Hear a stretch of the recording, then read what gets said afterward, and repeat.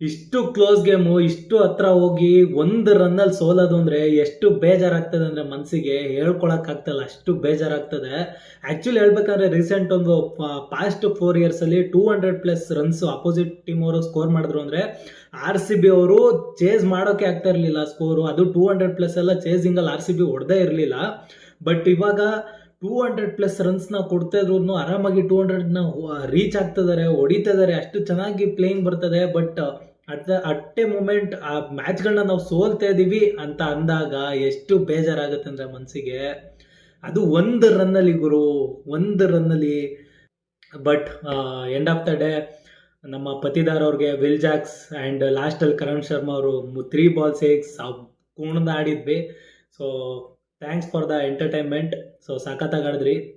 ನಿಮ್ಗೆ ಎಲ್ಲ ಮ್ಯಾಚಲ್ಲೂ ನಮಗೆ ಒಂದಷ್ಟು ರೀಸನ್ಸ್ ಇರುತ್ತೆ. ಪ್ಲೇಯಿಂಗ್ 11 ಅಲ್ಲಿ ಅವ್ರನ್ನ ಚೇಂಜ್ ಮಾಡಬೇಕಿತ್ತು,